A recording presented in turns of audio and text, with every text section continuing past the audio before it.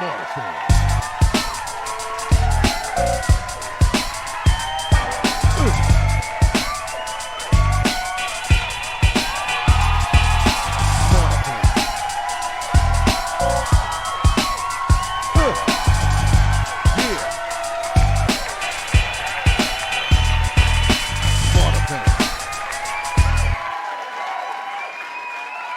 Hey, everybody, welcome to another segment of Smarterfan Podcast, where we bring you behind the veil of sports, business, and life. I'm Joe, and this is Barry. What's going on, Barry? Lots going on, lots cooking. I got lots cooking, little barbecue, little this, little that, little hot chocolate, little apple pie. A lot going on. Mm-hmm. How you doing? Yeah, How you doing? I'm doing all right. I'm doing all right. What's cooking tonight? Tonight, I'm going to delve into Black History Month, Yeah, and yeah. I'm going to talk about a hockey team that basically played in obscurity called the St. Catharines Orioles. Mm, Now, they were the first all-black hockey team in Ontario, mm. and they were members of the British Methodist Episcopal Church, and that church played an integral part in the Underground Railroad during slavery. Oh wow. So now the team, they were playing unorganized hockey until two local businessmen decided to sponsor them Mm, in 1936. Now the team consisted of wow. 16 players, and they played in the Niagara District Hockey League, which consisted of 8 teams. Now, they played against all white teams in neighboring towns, and most of the games were played outside. Lord have mercy. So you can imagine. Uh, Now, they faced their share of racism.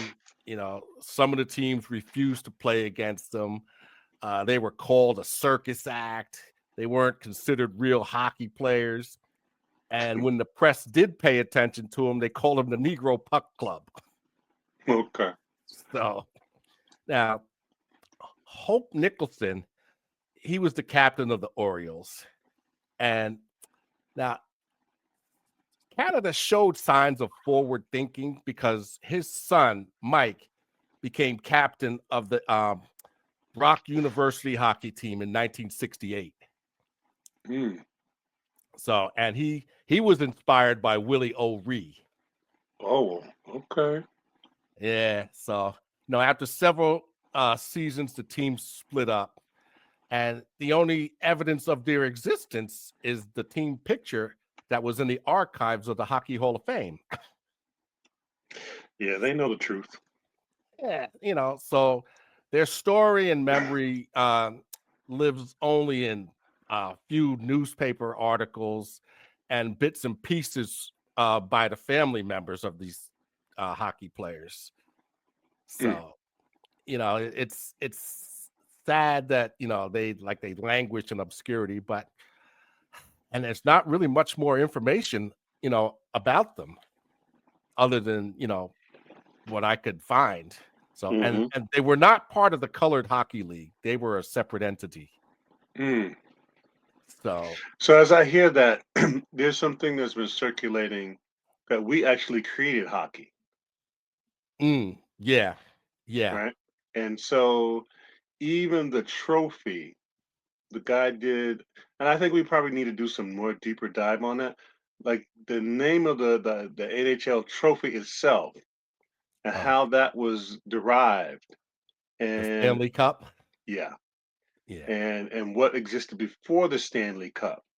And Mm, it really, I mean, you start talking about, black people in Nova Scotia, throughout right. Canada, Well, and it was said that that's where it basically originated from. There was a yep, large concentration of blacks in Nova Scotia. that's right. That's right. So there's a whole lot of untold history behind hockey and black people being Hmm. involved at the very root of it, Yeah. very much like lacrosse, Yeah. right? Oh, yeah. Right. So people think lacrosse is it's indigenous Aboriginal people who created lacrosse, what they call Indians, right? Mm-hmm. So, this sports thing is a whole lot deeper than people really, really understand. And the history is fascinating. And at some Definitely. point, I think that we need to create movies, especially with the technology today, Mm. to bring these stories to life. Because, Yeah. like you said, it was sitting in the archives. Yeah. It's not like the information is necessarily hidden. It's Yeah. just who's willing to go dig it up. Exactly. Exactly. You know what I mean? So, So, yeah, my friend, absolutely. so who were the winners and losers in the NFL draft? Well, I'm going to break this up into three parts because I don't know why, because people have been asking me to have more and more conversations about the draft and what it is. And I keep posing to them the same question. Can you tell me last year's number one, two, and three pick? And nobody can Mm. do it. Hmm. Yeah. I said, do Yep. you know you don't know who the guys are, you don't know where they're playing, and you haven't heard anything about them during the season. So let's take that back 3 years, 4 years, 5 years, Hmm. Yeah. right? So where are these guys? Are they still in the league? Are they in Canada? Are they in? And we're going to get NFL agent Marquez back on Hmm. with some of his players because there's so many leagues. There's so much stuff going on that people are going to find so fascinating about pro sports, particularly football, and what Hmm. these athletes go through, Right. and the Yeah. good, the bad, and the ugly. And it's not all bad, but it's just a very, very interesting dynamic, right? Hmm. And it's more of a show. It's more of a show. And I spoke to some heavyweight NFL people that I know, and they go, Barry, most of the real action happens after the draft. Like, Mm. there's a whole lot of shenanigan going on. Teams trying to make guys look bad so they can get them. Hmm. Oh yeah. Oh yeah. Undrafting guys and then offering them a deal after the draft because they actually save a percentage of money. There's so many angles to this thing, right? Yeah. So you could get caught up like I'm one, two, or three, and it may not necessarily be a fit. It may be the hype. It may be a think about it. Caleb Williams, who was drafted number one last year for the Bears, right? Mm. He's now facing what in his second year? A new GM, a new coach, a new Hmm. a new system, Hmm. right? But who's going to get all the blame if things don't turn around? Oh, we shouldn't have wasted it. But the Bears organization has been having this problem with at least the last 4 or 5 head coaches they've hired and fired, Hmm. right? Yep. And Yep. so I just wanted to bring that out to our family. This draft thing there's a lot of layers to it. And Yep. unfortunately, excuse me, the athlete pays the highest price. Yeah. Yeah. Talented, great situation, but you may be in the wrong system. You may be in a 4-3 or a 3-4. I mean, I told one guy, I said, think about what Mekhi Becton must be going through.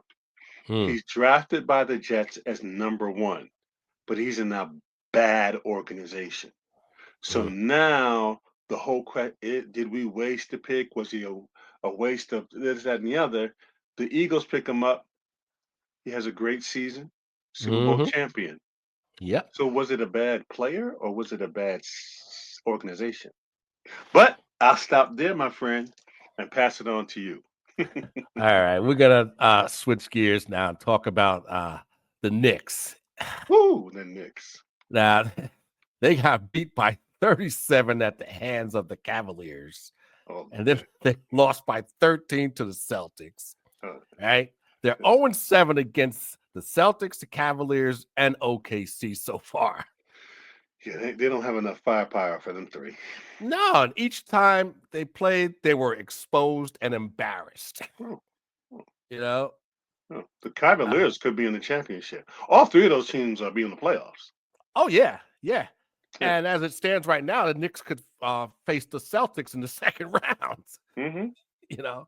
Mm-hmm. I mean, and the only center they have who can play defense at this point is Mitchell Robinson, and he's yet to play this season.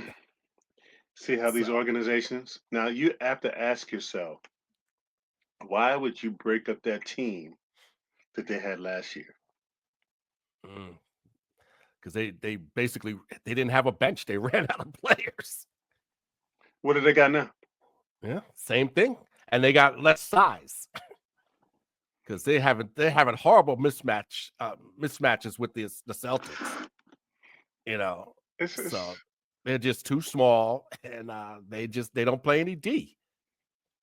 You know, so who's getting paid these millions of dollars to be the GM, to be the coach, to put that garbage out on the floor, especially after what you did last year. So you're yeah. regressing. You Mm. regressed. Yes, they have. In my opinion, they have. Yes, So whatever So money you thought you were saving to do what? To lose and to do what? yeah. Well, the season is I think there's what 25 more games left, so we'll just have to see how it shakes out. But now Luka, so far this trade is paying off for the Lakers in the early Uh-huh. stages, at least. You Oh know, yeah. he dumped 32 on Denver, along with 10 rebounds, 7 assists, and 4 steals. Hmm. Now that's the first time the Lakers won in Denver in 3 years. Are you serious? Yeah. So Wow. you know, meanwhile, AD, they say he's going to be out at least another 2 more weeks with a groin injury. Yeah, I mean that's a. I mean it is. It is what it is. I mean, AD is what AD is, and Exactly. But the fans are, oh man, they oh, are they hot. pissed. They are pissed. Oh, they hot. They're protesting. Oh, They're getting you, thrown out of games. bruh, they had one of the biggest Slovenia coaches for Dallas. Mm, He just said, "I'm gone. I'm goodbye." Because people have been asking me, well, what do you think why they did it? I said, well, that dude Nico is trying to make a name for himself, mm, and he's rolled the dice. And if it works out, he becomes, the grand poobah. If it don't hmm. work out, he'll be packing his bags, right? And If he somebody, makes it out of town. if he makes it out of town, I tell you. But somebody said something powerful, which was, well, Barry, if you really look at the Laker organization, they've always had a superstar. So one of Yeah. their superstars is leaving, so they introduced a new superstar, Hmm. right? And I said, oh wow. And he read off the names: Wilt, Kareem, Hmm. Magic, West. I was like, you know what? You're right. Says Yeah. Barry. It ain't by mistake, it's by design. And I Hmm. said, oh, now they kind of just need a piece or two more, and they could be vying for the title. If Yeah. they get a big man, because if you got Mm, to think about Luka and LeBron, and you can get some other pieces, an outside shooter, someone to penetrate and somebody to hold the pill, that's a hmm. problem. You get a big man, that's a problem. Yep. Yep. I So, wouldn't be surprised if somehow they figured out a way to get Joel Embiid, even on one leg, out in LA. It's enough. mm, yeah, It'd they be talking it would about be shutting enough. him down. Yeah, well, listen, shut them down or give them to us. I'm telling you, they get Joel Embiid because all you need out of him for this last half of the, I only need him on one leg. Well, Because I'm not running the offense through him, right. right? Yeah. I Yeah. just need him to defend, right? Hmm. Because I got enough firepower. I just need him to be getting away, and I only need him probably 20 minutes a game, if that. Yeah. Yeah. That might not be all you get out of him anyway. So, But if it ends up in a championship, it was a good investment. You see what I'm saying? yeah. Well, speaking of that, what makes a winning organization? I think I I'll say what you see the Eagles pull off, and it wasn't easy. I mean, real. Somebody said, "Why do you say that?" I said, "You got to look at what how he went through. A number of coaches. One of the coaches, Chip Kelly, got him fired. Mr. Mm, Lurie let him go. some things were panning out, some things were not. There was not a lot of confidence in Howie, but he held to his guns Mm-hmm. and weathered the storm. And Lurie apologized and hired him back, and he really, figured it out. Yep. And got close and got to the show, and then figured it out. You know, and you Yeah. know, Yeah. and now he's the man. You know what I mean? And he's not done yet, because I keep hearing that they're trying to get Miles Garrett, right? And if they end up with Mm. Miles Garrett, forget it. Because I think they got caps. They got cap room. I think they got cap Th- room. That's the scary thing. Yeah. That's the scary, and they're young.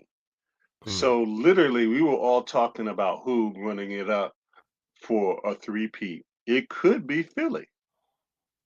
Yeah. Maybe. It could be Maybe Philly if they can keep that team together. Yeah. if they can keep the team together, right? They could go for a run. You know what I mean?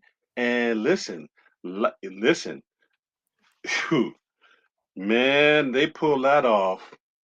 That puts them up into the usher echelons of franchises. Mm. Yeah. Real, somebody said this, and you and I, as Cowboy fans, couldn't disagree.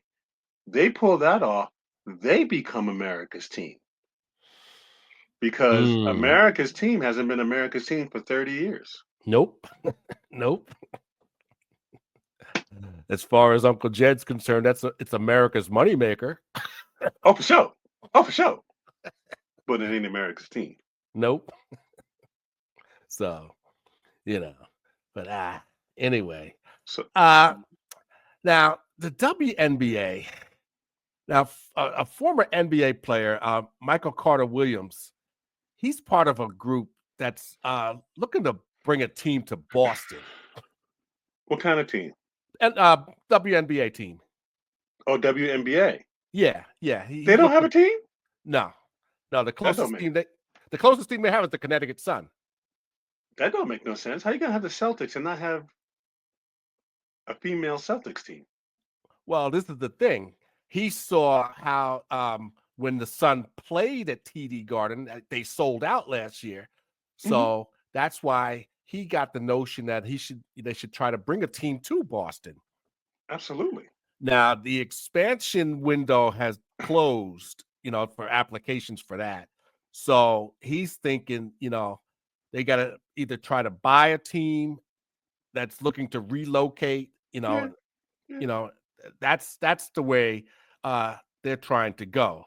So whether they can do that is remains to be seen at this point. But Oh, right now it's just talk. So hey, brother, it's all about money. of course, of course. There's Now, plenty. There's plenty of teams out there who are not in a big enough market to make enough money, mhm. right? And Boston's a big market. Oh yeah, It's a yeah. big market. And as you saw how surprised I was that there isn't a female team, a franchise in a Boston. That's kind of like crazy to me. Yeah. Well, Portland and Golden State got two teams coming in. Uh, Interesting. so I think within the next year or two, I know Golden State's got a team coming in. I think next year, and then Portland might be following them at the following year. So, Interesting. but now the Sky, they've been reloading. The They Chicago Sky. Yeah, they just acquired Ariel Atkins. Angel Reese still plays for the Chicago. Mhm. Oh yeah, yeah, Oh, okay. yeah. They got Angel Atkins from the Mystics for a couple of draft picks. Oh, okay. And Atkins is going to join Courtney Vandersloot, Kia Nurse, and Rebecca Allen to go along with Angel and Camila Cardosa. Oh, they trying to win. They trying to Yeah, win. that's right. That's right. They're loading up. They They're trying to loading up. win. You know. So now, speaking of Angel, she made unrivaled history by being the first player to have a 2020 game. The girl be putting in work. Oh, you know it. You know They it. be hating on her, but the girl puts in work. She put up 22 points and 21 rebounds. I'm telling you, the girl put in work. The Now, Bayou Barbie puts in work, and she's left-handed. mm-hmm, mm-hmm. Yeah, Now the league was founded by Nafisa Collier and Brianna Stewart in 23. Uh-huh. And it's a 3-on-3 game. Mm-hmm. And this allows the players to stay in the States instead of having to go to Europe. So what do you, I must have missed something. Are you saying they started another 3-on-3 league? Well, no, this is the 3-on-3 league. Oh, okay. It's a women's league for 3-on-3. Outside of what the WNBA is doing? Yeah. It's Okay. So it's like what Ice Cube is doing with the Big Three? Mm-hmm. Yeah, something like that. Oh, okay. Yeah. And this is their inaugural season. That would, I think, in the right markets that would work. You know what's got to eventually happen, Joe, Mm. to make it interesting, and Cam Newton talked about this. Mm-hmm. There's a lot of, to make it interesting, more interesting, 3-on-3. Imagine having the superstar street ball player, right? Mm-hmm. Be a part of the 3-on-3. Mm. You never know what could happen. They Oh, could get yeah. a shot. You know what I'm saying? It would Yeah. make it interesting. I've always said that about the slam dunk contest. I Mm. think at a certain point, you got to introduce some quote unquote amateurs and let them compete for the money Mm. to make it interesting. Yeah. To me, Yeah. I don't know. I just, you gotta do something. Well, so Shadeur and Cam controlling the narrative. What's that about? Man, listen, Shadeur and Cam controlling the narrative. Those guys are really, they're they're really creating the blueprint of how as an athlete now, Mm-hmm. because of social media, you got to play now, but you can control your narrative and give and kind of sell yourself and not Mm. necessarily have to get caught up in the machine of the draft, right? So they're Mm. not going. Shador's not gonna. They're doing their workouts, right? Mm-hmm. You're really getting to see them. GMs are getting to see them, not in a fake light. Like they're getting, they're seeing these guys. They ain't partying.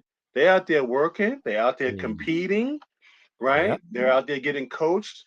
And I've been watching, and I said, Dion did such a wonderful job because he's showing Shador how to draw the narrative, Mm. right? Because when you Mm. control the narrative, you're able to dictate, and that's what is going on. So he'll have his pro day at Colorado.